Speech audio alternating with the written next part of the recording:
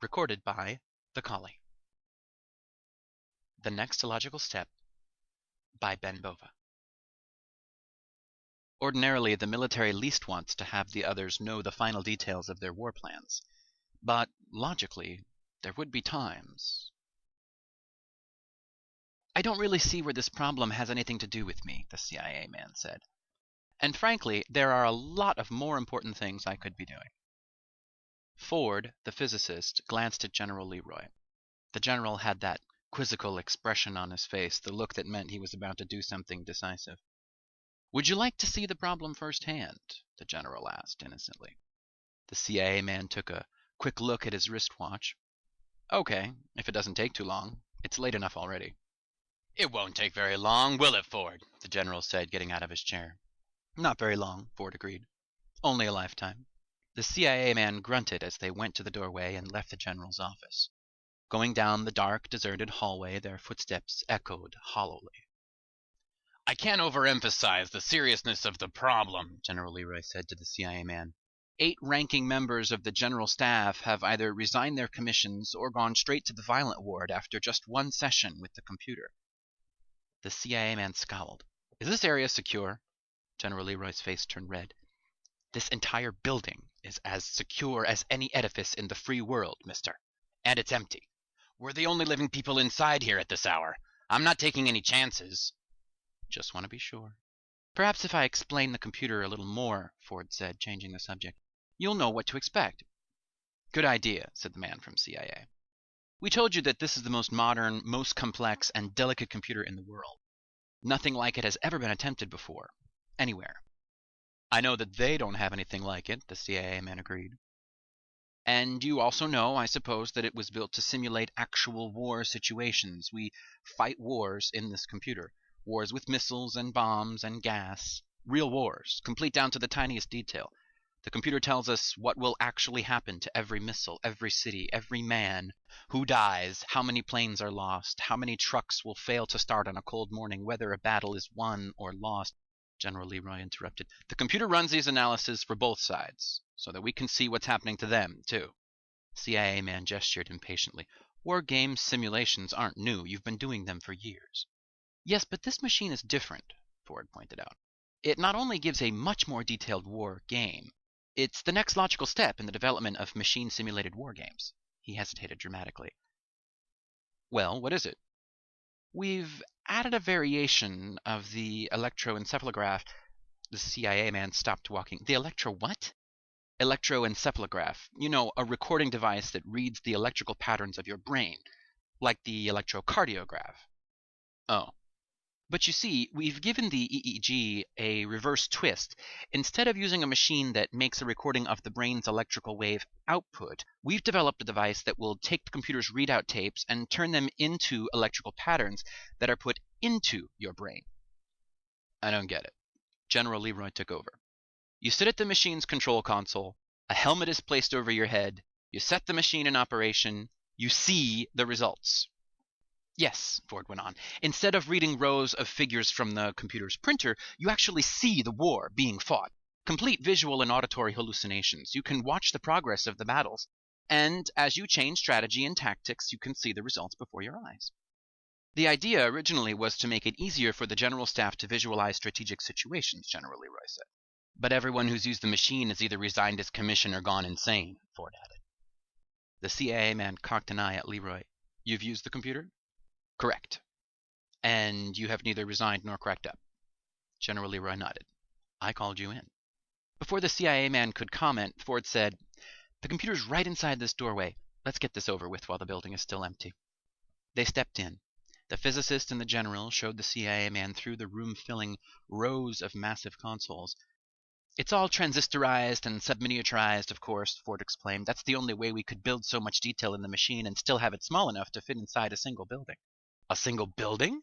Oh yes, this is only the control section. Most of this building is taken up by the circuits, the memory banks, and the rest of it.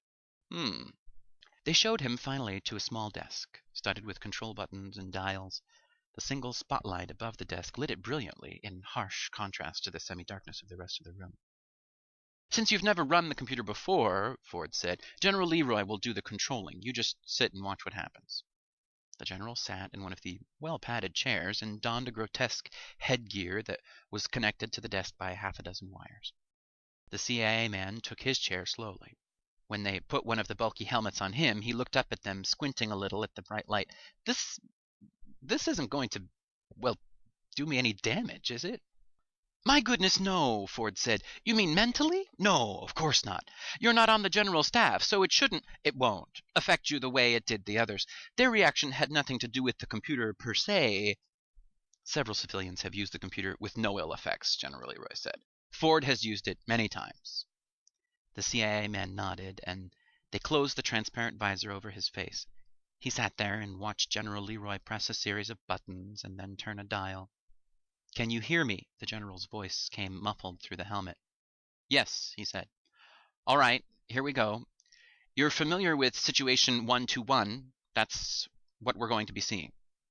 Situation 121 was a standard war game.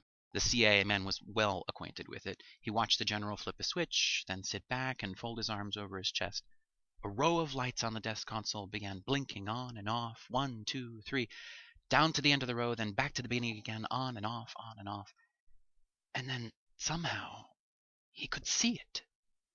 He was poised incredibly somewhere in space, and he could see it all in a funny, blurry, double-sided, dreamlike way.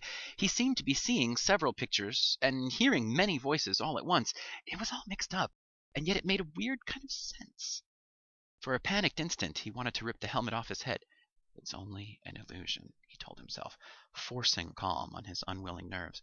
Only an illusion. But it seemed strangely real. He was watching the Gulf of Mexico. He could see Florida off to his right and the arching coast of the southern United States. He could even make out the Rio Grande River. Situation 121 started, he remembered, with the discovery of missile-bearing enemy submarines in the Gulf. Even as he watched the whole area, as though perched on a satellite, he could see, underwater and close up, the menacing, shadowy figure of a submarine gliding through the crystal blue sea. He saw, too, a patrol plane as it spotted the submarine and sent an urgent radio warning. The underwater picture dissolved in a bewildering burst of bubbles. A missile had been launched. Within seconds, another burst, this time a nuclear depth charge, utterly destroyed the submarine. It was confusing. He was every place at once. The details were overpowering, but the total picture was agonizingly clear. 6 submarines fired missiles from the Gulf of Mexico. 4 were immediately sunk, but too late. New Orleans, St. Louis, and 3 Air Force bases were obliterated by hydrogen-fused warheads. The CIA man was familiar with the opening stages of the war. The first missile fired at the United States was the signal for whole fleets of missiles and bombers to launch themselves at the enemy. It was confusing to see the world at once. At times he could not tell if the fireball and mushroom cloud was over Chicago or Shanghai, New York or Novosibirsk, Baltimore or Budapest. It did not make much difference, really. They all got it in the first few hours of the war, as did London and Moscow, Washington and Peking, Detroit and Delhi, and many, many more. The defensive systems on all sides seemed to operate well, except that there were never enough anti-missiles. Defense systems were expensive compared to attack rockets. It was cheaper to build a deterrent than to defend against it. The missiles flashed up from submarines and railway cars, from underground silos and stratospheric jets. Secret ones fired off automatically when a certain airbase command post ceased beaming out a restraining radio signal. The defensive systems were simply overloaded, and when the bombs ran out, the missiles carried dust and germs and gas on and on for 6 days and 6 firelit nights. Launch, boost, coast, re-enter, death. And now it was over. The CIA man thought. The missiles were all gone. The airplanes were exhausted. The nations that had built the weapons no longer existed. By the rules he knew of, the war should have ended. Yet the fighting did not end. The machine knew better. There were still many ways to kill an enemy, time-tested ways. There were armies fighting in 4 continents, armies that had marched overland or splashed ashore from the sea or dropped out of the skies. Incredibly, the war went on. When the tanks ran out of gas and the flamethrowers became useless and even prosaic artillery pieces had no more rounds to fire, there were still ample guns and even simpler bayonets and swords. The proud armies, the descendants of the Alexanders, the Caesars, the Temujins, the Wellingtons, the Grants, the Rommels, relived their evolution in reverse. The war went on. Slowly, inevitably, the armies split apart into smaller and smaller units until the tortured countryside that so recently had felt the impact of nuclear war once again knew the tread of bands of armed marauders. The tiny savage groups stranded in alien lands, far from the homes and families that they knew to be destroyed, carried on a mockery of a war, lived off the land, fought their own countrymen if the occasion suited, and revived the ancient terror of hand-wielded personal, one head at a time, killing. The CIA man watched the world disintegrate. Death was an individual business now, and none the better for no longer being mass-produced.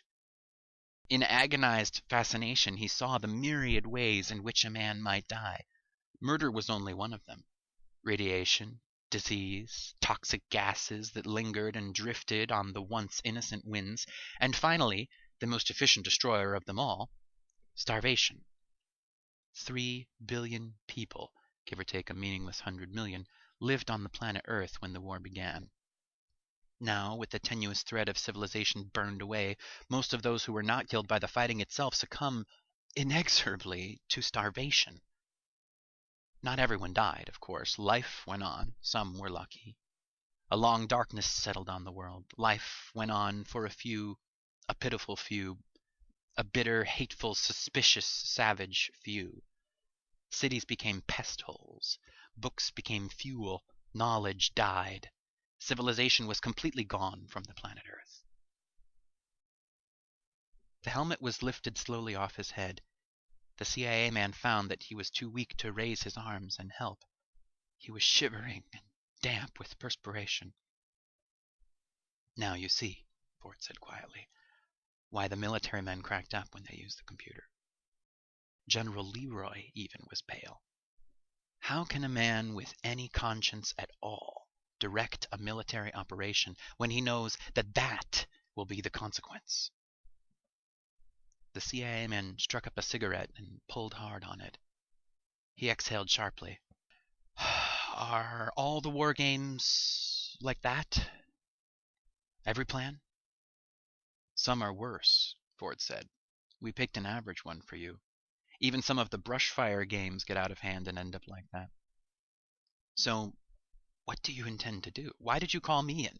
What can I do?" "You're with the CIA," the general said. "Don't you handle espionage?"